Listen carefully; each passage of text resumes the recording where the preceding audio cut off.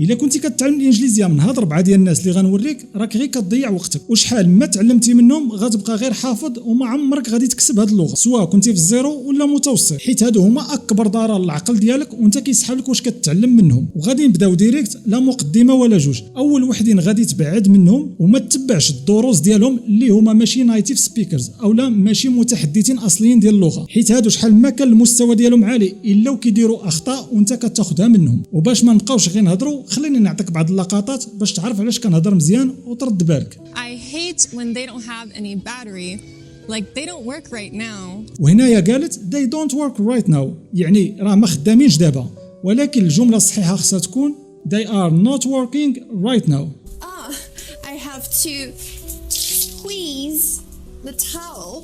Squeeze, yeah. هنا قالت لك سكويز وكتقصد زعما عصر شي حاجه، ولكن الحركه اللي دارت مع الكلمه ما عندهم حتى شي علاقه بجوج، حيت هي قالت لك سكويز، وسكويز كتعني بحال هكا الا كتبرك هكا على شي حاجه اولا شي نفاخه ولا تينيسه، لكن الكلمه الحقيقيه هي rain out. وغادي نزيدك باش تعرف الكميه ديال الاخطاء اللي كتاخذ مع الناس اللي هما ماشي متحدثين اصليين. Last tower room. The roof on this one is very low, like.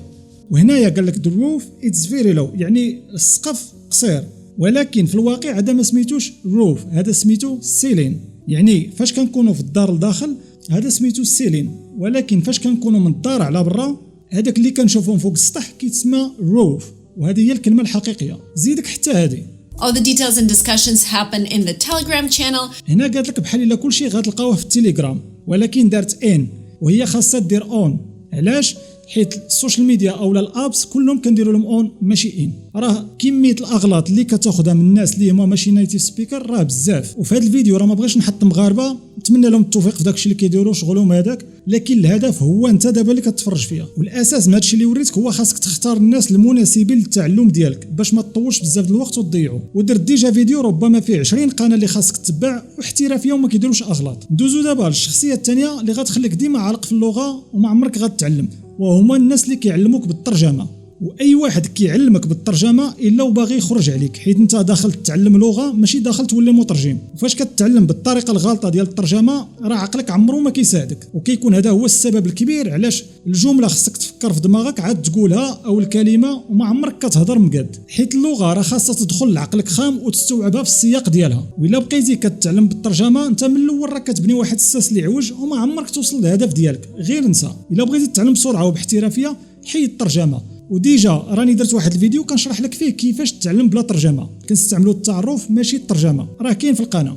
ندوزو للشخصيه الثالثه واللي حتى هي غتخليك واقف في بلاصتك، وسيرتو الا كنتي مبتدئ، وهو الشخص اللي كيعلمك القواعد وانت يلاه بادي. المدرسه والمراكز والمعلمين ديال الكيلو كيوهموك بانك الا بغيتي تهضر اللغه خاصك تبدا بالقواعد هما الاولين، وهذه هي اكبر كذبه اللي صممها النظام التعليمي باش يربحوا بزاف ديال الفلوس ويأخروا التعلم ديالك، حيت انت في الاصل محتاج تكسب اللغه ماشي تفهم القوانين ديالها. راه فاش كتمشي تتعلم القاعده وانت مازال اصلا ما كتعرف حتى كلمه راك كتدخل في حرب مع عقلك اللي ما يمكنش تحل هذيك المعادله، وخصك وقت بزاف. القواعد غيضيعوك ويضيعوا وقتك سيرتو الا كنتي مبتدئ. وقتاش تقرا القواعد؟ فاش تكون متوسط او اكثر بشويه، وتما غير كطالع عليهم ما كيتقراوش باش تعرف القاعده كيفاش كتركب وكتستعملها في حياتك. الا كنتي بصح باغي تشد اللغه انت راك ما محتاجش القواعد من الاول، اللي محتاجو انت هو تاخذ اللغه كيف ما هي وتصنت ليها كامله، ما تقطعها ما تقطعك. وإلا هضرنا على الشخصيه الرابعه اللي هو كيعلمك غير الكلمات وماشي الجمل، شوف اي واحد كيفكر بعقله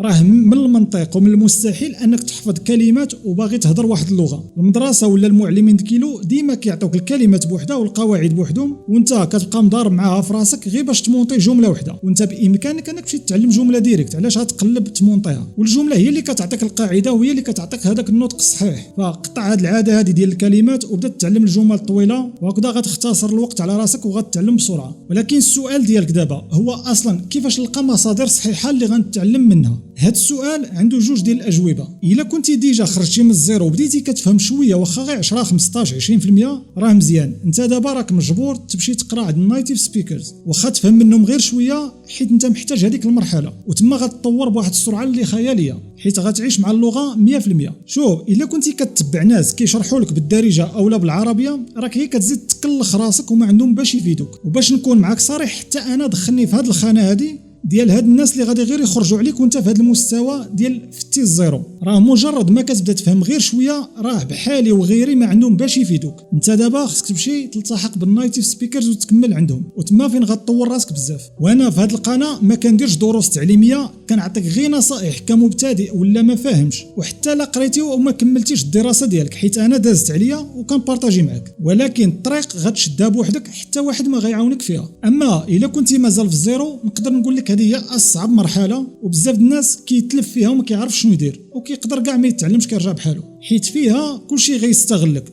مشيتي للمدرسه ولا قريتي عند واحد ولا حتى في يوتيوب مع الترجمه غطول بزاف، ما غاديش تخدم لك داكشي. وفي هذه المرحله انت ما محتاج لا استاذ ولا حتى واحد يعاونك، يعني خاصك دير الماكسيموم انك تخرج من هذه المرحله بوحدك ما بين 30 يوم او 60 يوم، وخاصك دير هنا المستحيل باش تساليها في هذه المده وتفتح واحد الباب وتمشي عند النايتيف سبيكرز مباشره بلا ما تدور لديالنا، غادي غير تخسر الوقت ديالك. وهنا كاين جوج ديال الطرق اللي غادي يعاونوك كمبتدئ تجمع المصادر باش تبدا. الطريقه الاولى هو انك تلقى المصادر راسك وبدا تقرا بوحدك بلا حتى شي واحد، وهذا الشيء باش تخرج غير من الزيرو ماشي تولي احترافي. الاحترافيه مع النايتيف سبيكرز مع المتحدثين الاصليين، كنولي نعاودها. والطريقه الثانيه هو انك تحبس هذا الشيء كامل، ما تقلب على حتى شي حاجه، وكل شيء غتلقاه متوفر في هاد 4 ديال لي PDF اللي هما مكتوبه، تقدر تنزلهم دابا وتبدا تقرا فيهم. وهذا الباك هو الخريطه اللي محتاج انت من الاول حتى الاخر، فيها فيديوهات، فيها اوديوات، روايات، لي بودكاست، الميوزيك، كاع داكشي اللي غتحتاج غتلقاه في وسطو بلا ما تخرج تقلب حتى في شي بلاصه، كلشي غتفتحو تما. الهدف ديال هذه الكتوبه هو يهزك من الزيرو ما فاهمش